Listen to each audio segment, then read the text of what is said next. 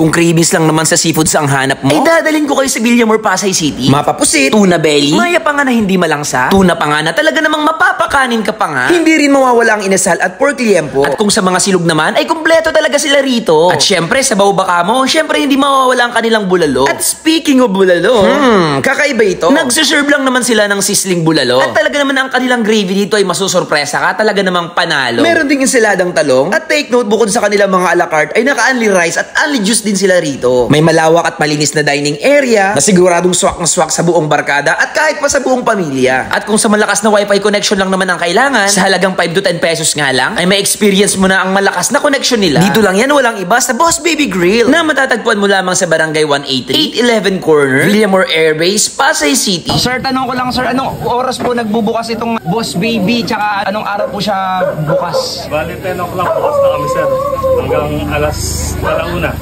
10 a.m. to 1 a.m. Sa weekdays at weekend naman po? Open po kami ng 2 p.m. sir hanggang 2 a.m. 2 p.m. hanggang 2 a.m.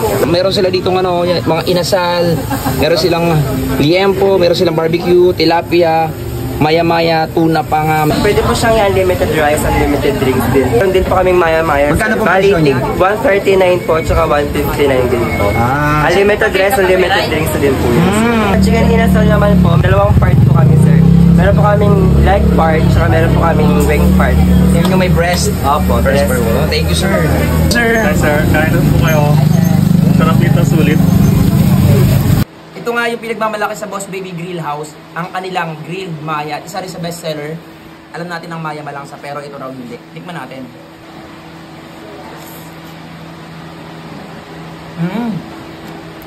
Pili ko minarin dito sa luya. Di ko alam, pero hindi nga siya malangsa guys. Mga natikman ko maya talaga, medyo may aftertaste eh. Pero ito wala. Panalo. Ito guys, tingnan nyo. Napakabango niya. Kaninang iniihaw ito nung cook. Talagang natatakam na ako. Kukurutan natin to guys. Ayan o. Napaka-juicy niya. Ayan o. Tapos sasawsaw mo sa toyo na may toyo mansi na may sili. White rice.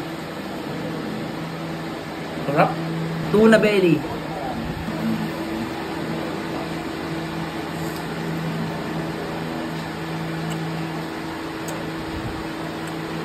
Sarap. At meron din sila dito pusit. All time favorite. Siyempre, yung ginawa natin sausawan.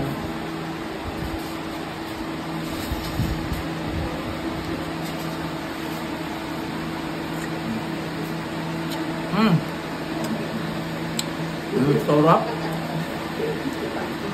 Partner with white rice. Ang talaga ni ma'am. Wow. Meron din sila dito liempo. Siyempre may inasal din sila dito. Ayan. Hindi ko natitikman isa-isa to dahil napakarami. Pero guys, napakita ko sa inyo yung pagkain nila dito.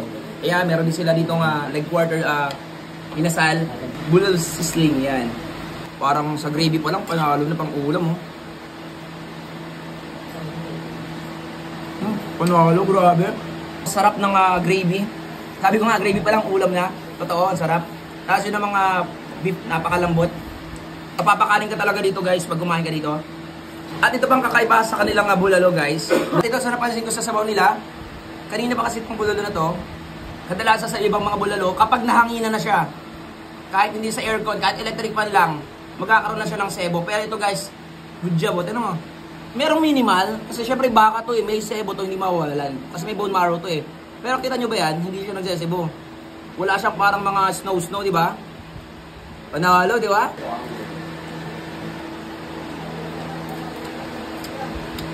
Approve. Malambot, masarap, malinamnam. At kung kayo nga ay naghahanap ng masarap at affordable na kainan, ang Boss Baby Grill House na ang bahala dyan. At sa mga prices naman, nyo na lang para inyong mapilian. So paano, hanggang dito na lang, tara! Masarap na!